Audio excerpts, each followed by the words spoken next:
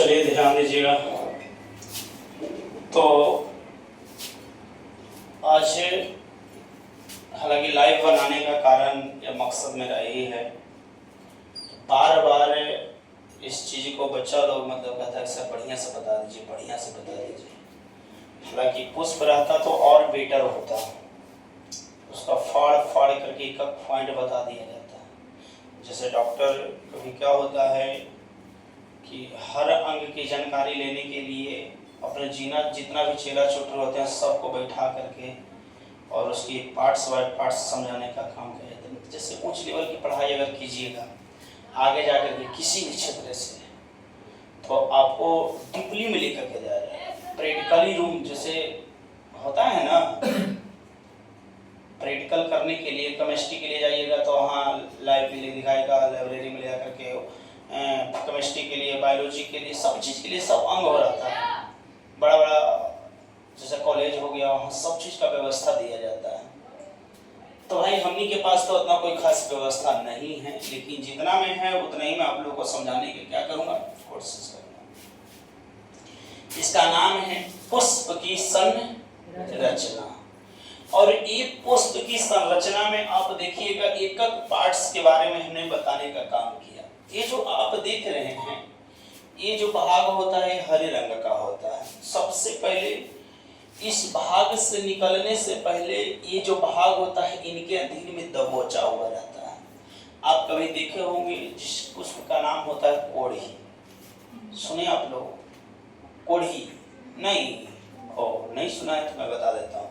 एक ओड़हुल का फूल जो होता है ना, सबसे पहले जब जैसे ही पैदा लेगा पुष्प तो वो देखिएगा एकदम गोल रहेगा, उसमें उभरा हुआ टाइप का नहीं रहेगा और सारे भाग उसको कोची से मतलब बंद रहता है, हरियर वाला भाग से बंद रहता है। वो तो बात है कि जब धीरे धीरे विकास होता है, बड़ा होता है, छोड़ दीजिए वो हो रहा है, जब बड़ा होता है धीरे धीरे ना, तो जब धीरे धीरे बड़ा होता है तो वो जो लाल वाला या रंगीन जो पार्ट्स होता है वो आगे की ओर बढ़ने का क्या करता है, काम करता है।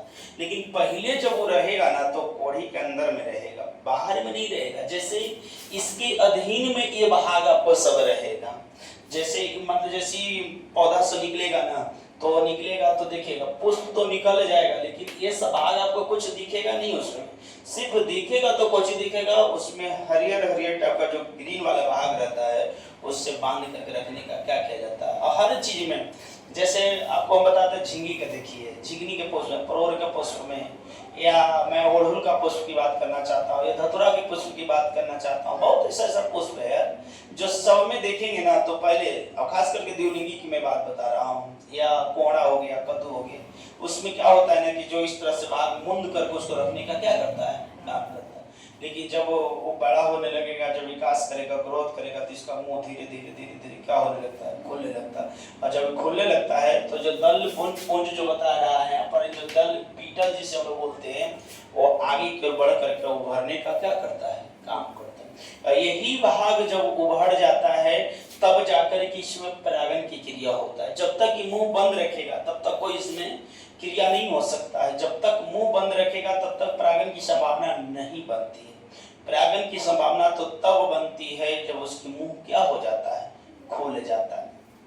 तो सबसे पहले हम लोग को ये समझना है ये पुष्प है, ये क्या है मैया, पुष्प। अब देखेंगे इसको हम लोग डंटी बोलते हैं। जैसे कोई पुष्प तोड़ने जाते तो डंटी में न लगा रहता है, जिससे पुष्प तंतु बोलिए या इसको हम लोग थैलेमस के नाम से भी क्या करते हैं, जानते हैं। अब पुष्प तंतु या पुष्पासन सब बोलने का तरीका अलग अलग, एक ही चीज को कई के नाम से हम लोग क्या करते हैं, जानते हैं। जैसे कल हमने चितौकरा पढ़ा रहा था तो कुछ बच्चों को कहना था ना सर ये पौखड़ी कौन होता है, मतलब हो सकता है ऐसे ऐसी बात आ जाता है बच्चों लोग को, और उन लोग प्रश्न करता है तो उन्हें अच्छा लगता है कि हर चीज का जानकारी उसको बढ़िया से दे सके, है कि नहीं। तो अब यहाँ पर हम लोग को देखना, सबसे पहले पुष्पासन क्रिया होगा। पुष्पासन को हम लोग इंग्लिश में क्या कहते हैं, थैलेमस कहते हैं। क्या कहते हैं पुष्पासन को। अब जब पुष्पासन जो होता है तंतु जिसे डंटी बोलते हैं, उसके बाद फिर पुष्प का क्या होता है, विकास होता है। और जब पुष्प के बाद जो भाग नजर आएगा, जो यही भाग नजर आएगा, इसे हम लोग हिंदी में ब्राह दल पुंज के नाम से क्या करते हैं। यानी इसका डिफिनेशन अगर पूछे कि ब्राह दल पुंज किसे कहा जाता है, तब पुष्प के सबसे बाहर वाले दल या पुष्प के सबसे बाहर वाले भाग को ही कौन सी कहा जाता है? बाह्यदल पुंज कहा जाता है। क्या कहा जाता है बाबू? बाह्यदल पुंज। हरे रंग का होता है। ये जो दोनों दिख रहा है ना आपको, एक नीचे में जैसे ओढ़ुल का पुष्प देखिएगा, एगो तो हरियर पूरा टेकले रहता है, और नीचे में भी तनी गो ऐसा ऐसा दिखेगा, रहेगा 4-5 को देखिएगा आप। तो ये छोटा छोटा मैंने इसलिए दिया कि नीचे में रहता है। और ये जो होता है बाह्यदल पुंज, उसको झोंकने का क्या करता है? काम करता है। ये बंद करके रखने का काम करता है। तो ये बाह्यदल पुंज, इसी को हम लोग नाम जानते हैं। कौन पुंज जानते हैं? बाह्यदल। या पूछेगा कि बाह्यदल पुंज क्या है, उसको क्या कहते हैं, तो सीधे बताइएगा कि पुष्प के सबसे प्रथम चक्र। जैसे एग्जाम में आप आएगा कि पुष्प की कितने भागों में बांटा गया? 4 भागों में बांटा गया। 4 भागों में बांटा गया। चारों भाग में बताऊंगा, टेंशन मत लीजिएगा। तो ये इसी भाग को हम लोग बाह्यदल पुंज के नाम से क्या करते हैं? जानते हैं। जो हरा हरा टाइप का क्या होता है? पाया जाता है। ये बाह्यदल पुंज हो गया। बाह्यदल पुंज के बाद ये प्रथम भाग हो गया। द्वितीय भाग में जब जाइएगा पुष्प के द्वितीय भाग, तो द्वितीय भाग में आपको सबसे पहले टैप्टम मिलेगा, जिसे हम लोग दल पुंज के नाम से क्या करते हैं?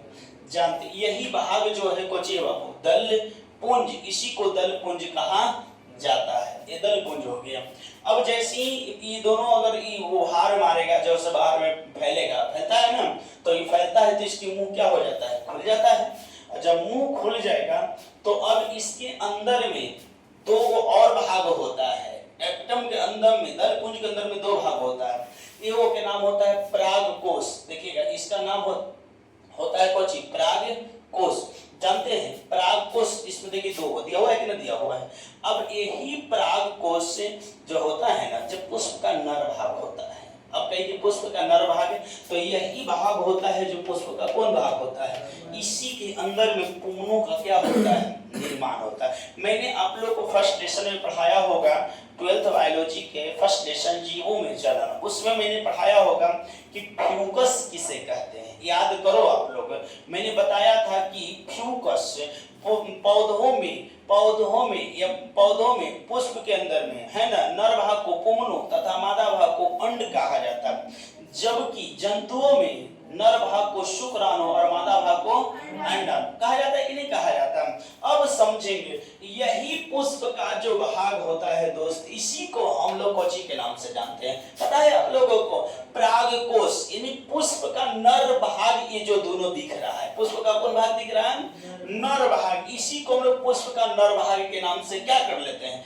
जान लेते हैं। क्लियर हो गया यहाँ तक? तो ये पुष्प का नर भाग हो गया। जैसे देखिएगा परागकोश, पुष्प तंतु, जैसे पुष्प के नीचे जो जोड़ने वाले भाग होता है जिससे ऊपर के है ना, तो उसे पुष्प तंतु के नाम से क्या है? पुतंतु कहते हैं। क्या बोलते हैं बाबू? पुतंतु कहते हैं। अब पुतंतु हो गया, परागकोश हो गया। अब ये पुष्प का नर भाग हो गया। जस्ट इसके अंदर में, जैसे परागकोश के जस्ट अंदर में एक भाग पाया जाता है, देख रहे हैं ना आप लोग, इसी को हम लोग कोची के नाम से जानते हैं? वर्तिकाग्र या वर्तिका के नाम से हम लोग क्या करते हैं? जानते हैं। वर्तिका के इंग्लिश हम लिख देते हैं भाई, ठीक ना? तो ये जान लीजिए कि एक होता है ऊपर वाले भाग को वर्तिकाग्र, एक होता है वर्तिका। जस्ट अपोजिट उसके नीचे में जो भाग होता है उसे वर्तिका के नाम से हम लोग क्या करते हैं? जानते हैं। यही जो भाग होता है ये पुष्प का मादा भाग होता है। पूछेंगे कि इसमें पुष्प का मादा भाग कौन होता है? ये जो दिख रहा है वर्तिका, वर्तिकाग्र, पुष्प का कौन भाग होता है? अब सर पुष्प वर्तिका, वर्तिकाग्र ही ना मादा भाग? नहीं दोस्त, और ही नहीं होता। आप यहाँ पर जो भाग देख रहे हैं, एक बीजांड हो गया, एक कुछ हो गया, ओवरी अंड हो गया। इसके माध्यम से एक फल का क्या होता है? निर्माण होता है। अब होता कैसे है, मैं सारी बात आज बताने का काम करेगा, आराम से समझिएगा। तो यहाँ पर ये जो मादा भाग दिख रहे हैं, तो ये हो गया बीजांड, अंड, इसके अंदर में जो अंड हो गया, और ये जो इसको भाग है इसे हम लोग बीजांड, ओवुलस के नाम से क्या करते हैं? जानते हैं। ओवुलस के अंदर में ओवरी पाया जाता है। ओवुलस के अंदर में क्या पाया जाता है? यही जो भाग है जिसे ओवुलस कहते हैं, और ओवुलस के बाद अंदर में जो पाया जाता है जिसको हम लोग क्या कहते हैं? अंड कहते हैं। अब जानते हैं इसका निर्माण कैसे होता है। जैसे देखिएगा, आप इस चैप्टर में पढ़िएगा, सेकंड चैप्टर में पुष्पी पादपों में लैंगिक जनन में सेकंड चैप्टर में आपको पढ़ने के मिलेगा कि सर परागन कितने प्रकार के होता है। तो परागन कई प्रकार का होता है, परागन कई के रूप में होता है। सर एक आधों के नाम बता दीजिए, दोस्त बता देते हैं आप लोग को। पक्षी परागन होता है, चमगादड़ परागन होता है, कीट परागन होता है, वायु परागन होता है, जल परागन होता है। अरे मतलब कई परागण ऐसा है जो होता है कि नहीं होता है। तो सबसे परागण की क्रिया सब पुष्प में होता है, सब में होता है, सब अलग अलग परागण की क्रिया। कोई जल में है तो जल परागण कर लेगा, कोई बाहर में है तो वायु परागण करेगा, कोई मतलब पक्षी परागण करेगा, कोई कीट परागण करेगा। अब जैसे मान ले कुछ हम लोग को छप्पर पे जैसे कद्दू कोड़ा परोर वगैरह मतलब होता है, रोकते हैं तो जानते हैं उसमें कीटों के द्वारा परागण की क्रिया होता है। देखिएगा आप लोग कभी जैसे कोहड़ा खिल गया या लौका खिल गया, जब बड़ा बड़ा हो जाता है तो उससे पुष्प निकलता है, उसमें लाल लाल टाइप का कुछ कीड़ा होता है पुष्प में।